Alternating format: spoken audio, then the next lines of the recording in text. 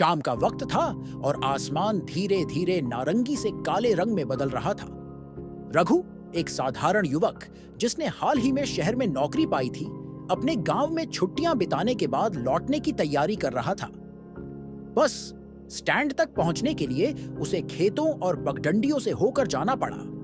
रास्ता सुनसान था, हवा में ठंडक थी और दूर कहीं से झींगुरों की आवाजें आ रही थीं। बस स्टैंड पर पहुंचकर उसने देखा कि वहां सिर्फ एक पुराना खंभा था जिस पर टिमटिमाता हुआ बल्ब लगा हुआ था। आसपास कोई और यात्री नहीं था, केवल पेड़ों की सरसराहट और सूनी रात की खामोशी थी। उसने अपनी घड़ी देखी। बस के आने का समय हो चुका था, लेकिन दूर दूर तक कोई वाहन नजर नहीं आ रहा था।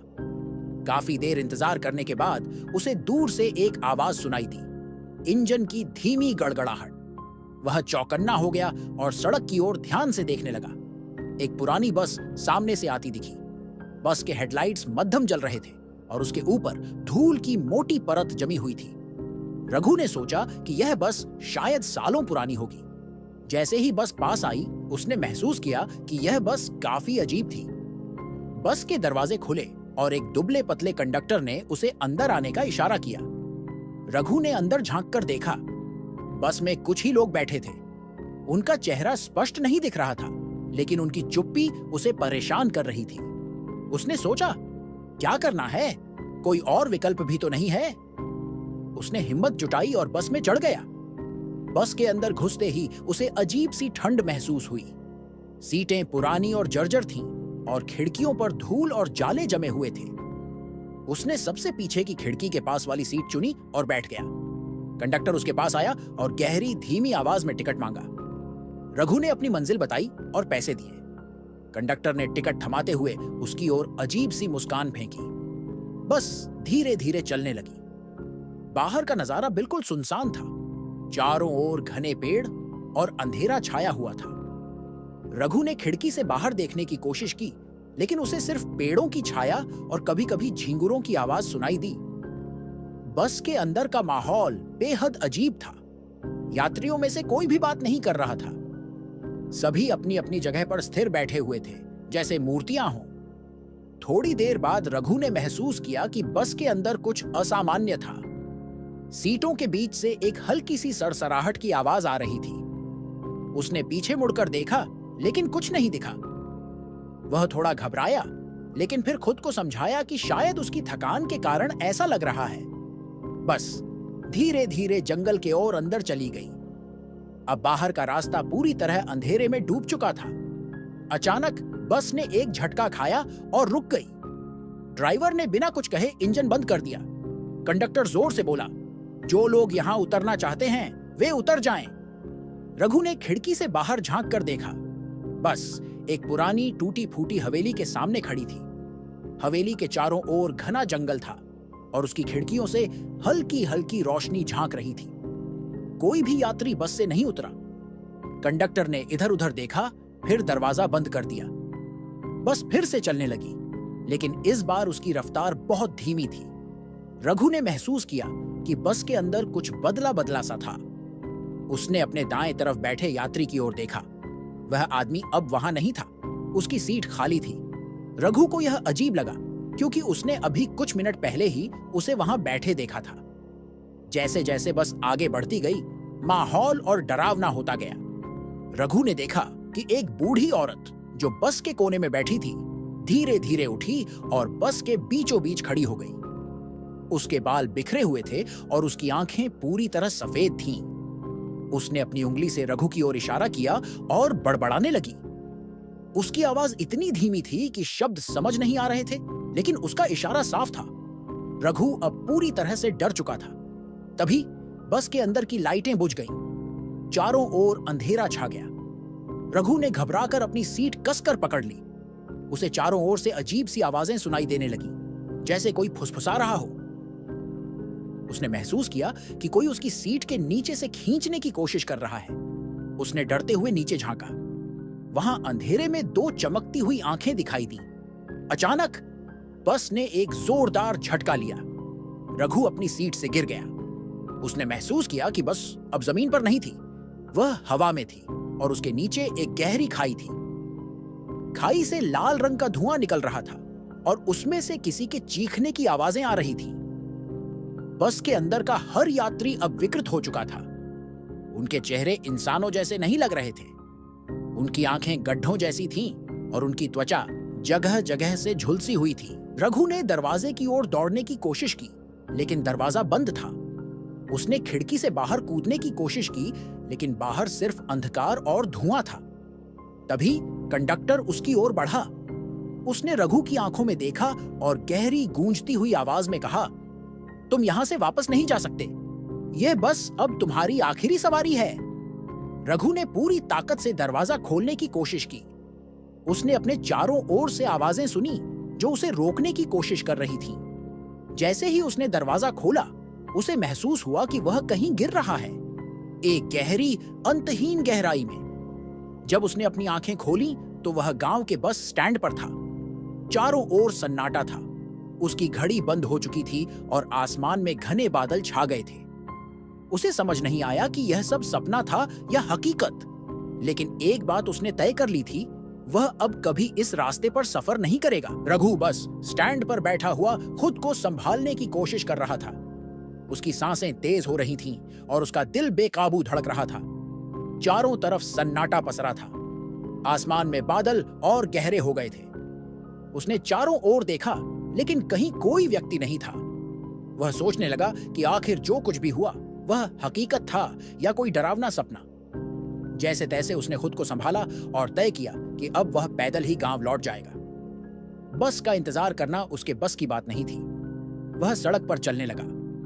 अंधेरा इतना घना था कि कुछ भी साफ दिखाई नहीं दे रहा था। हवा में अजीब सी ठंडक थी जो उसकी रीढ़ में कंपी पैदा कर रही थी। कुछ दूर चलने के बाद उसे महसूस हुआ कि कोई उसका पीछा कर रहा है। वह रुक गया और पीछे मुड़कर देखा। वहां कोई नहीं था।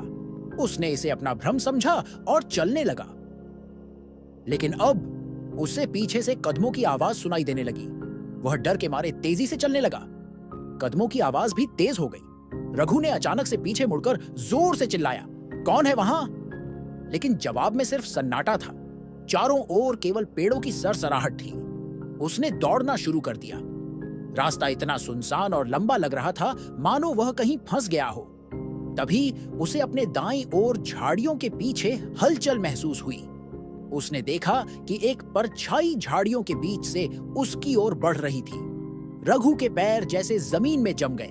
परछाई धीरे धीरे उसके पास आने लगी। उसने देखा कि वह परछाई बिल्कुल इंसानी आकृति की थी, लेकिन उसका चेहरा अजीब और विकृत था। रघु ने हिम्मत जुटाकर भागने की कोशिश की, लेकिन उसका शरीर मानो बंध सा गया था।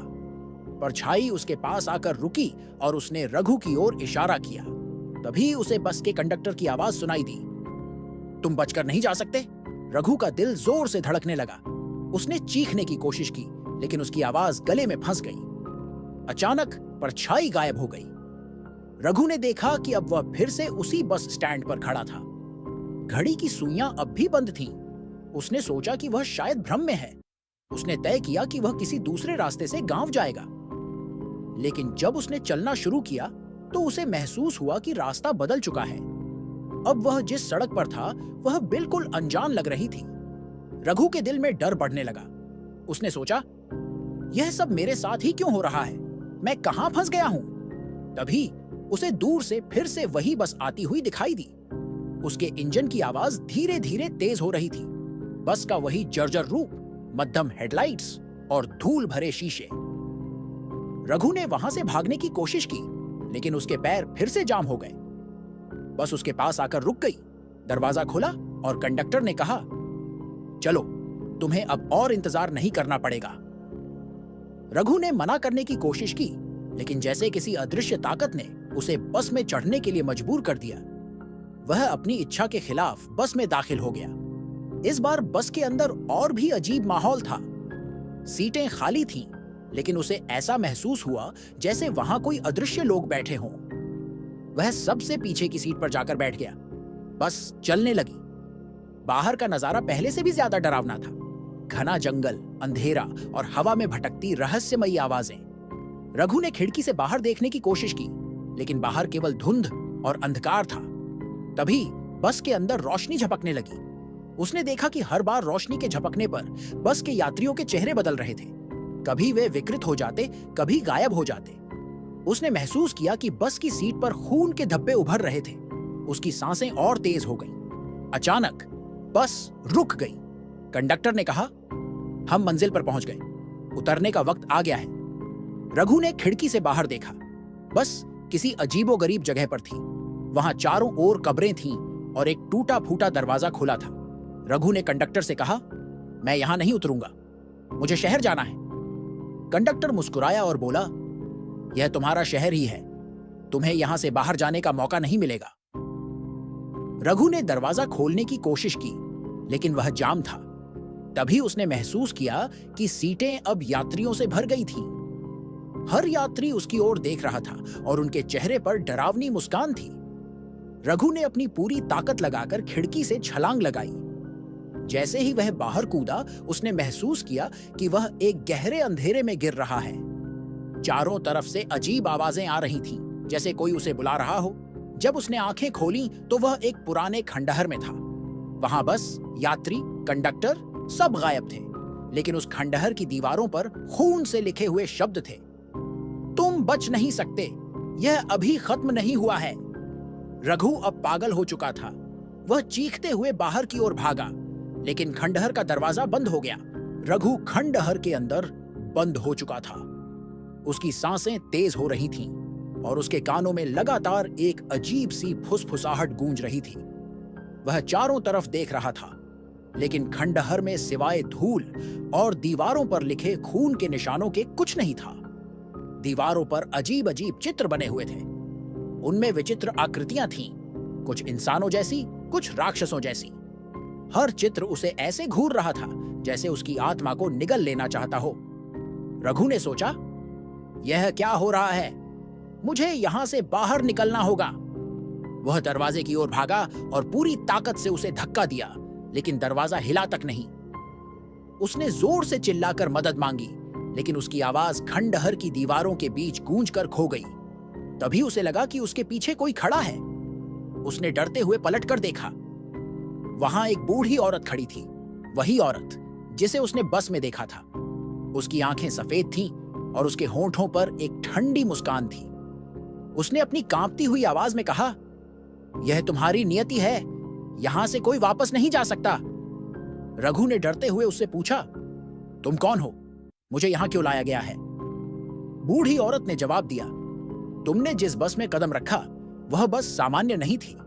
वह उन आत्माओं की बस है जो अपने जीवन में गलतियां कर चुकी हैं और अब उनकी आत्माएं भटक रही हैं। अब तुम भी हमारे साथ रहोगे। रघु ने चिल्लाकर कहा, नहीं, मुझे छोड़ दो, मैं यहां नहीं रहना चाहता। बूढ़ी औरत ने धीरे धीरे उसकी ओर बढ़ना शुरू कर दिया। उसके कदमों की आवाज रघु के दिल की धड़कनों के साथ मेल खा रही थी। रघु ने दीवार से एक लकड़ी का टुकड़ा उठाया और कहा, मेरे पास मत आना।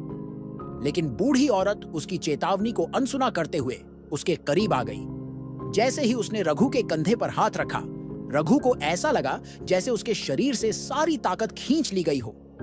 वह वहीं गिर पड़ा। जब वह होश में आया तो खंडहर पूरी तरह बदल चुका था। अब वह एक लंबे गलियारे में था। गलियारे के दोनों ओर कई दरवाजे थे। हर दरवाजे पर अजीब चिन्ह और चित्र बने हुए थे। गलियारे के अंत में एक बड़ा काले रंग का दरवाजा था। रघु ने सोचा कि शायद यही बाहर जाने का रास्ता है। वह धीरे धीरे उस दरवाजे की ओर बढ़ने लगा।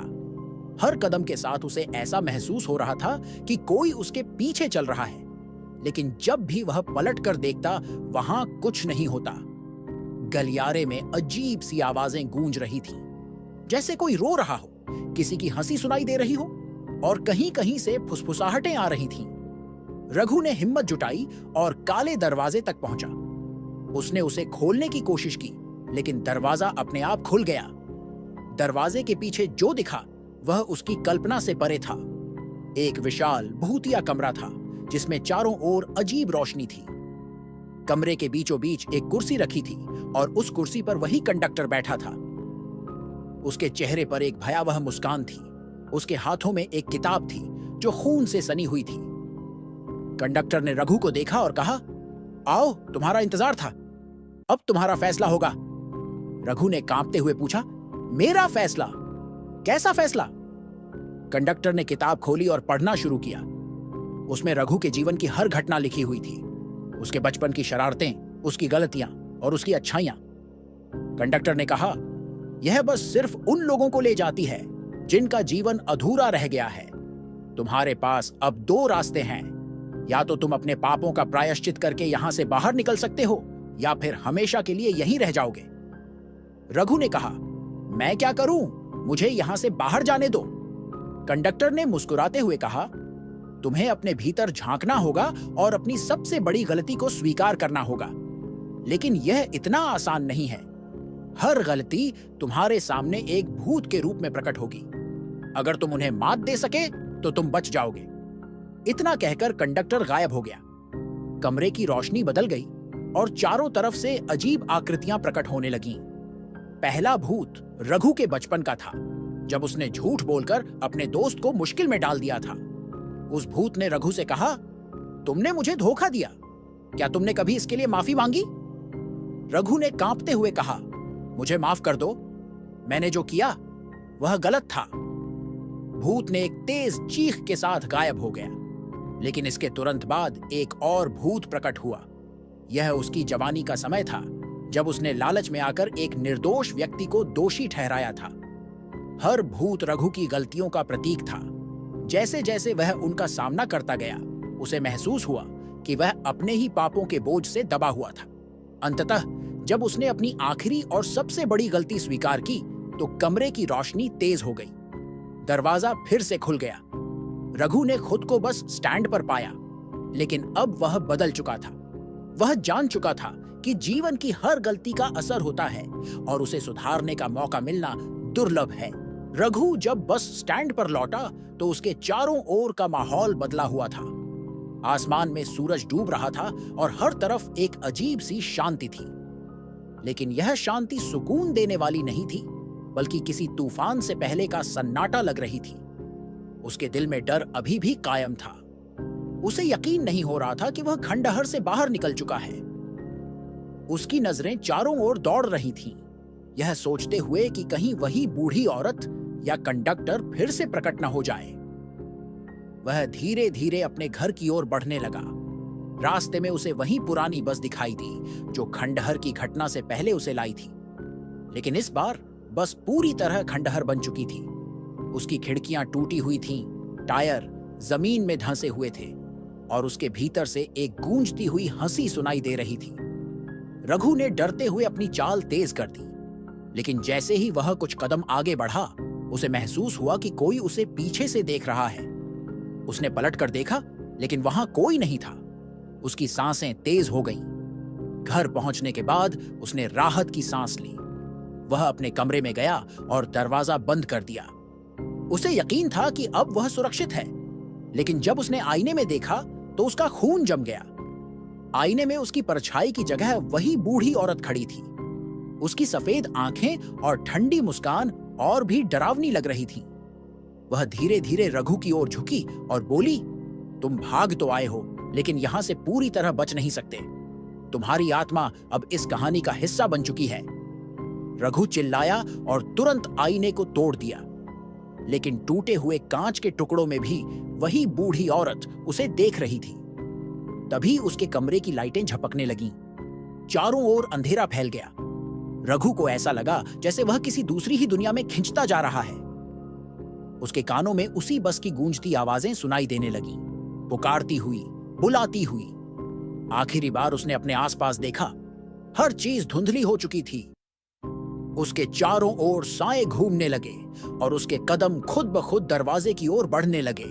अगर ये वीडियो अच्छा लगा हो तो लाइक करें, अपने दोस्तों के साथ शेयर करें और ऐसे ही वीडियो के लिए चैनल को सब्सक्राइब करें। धन्यवाद।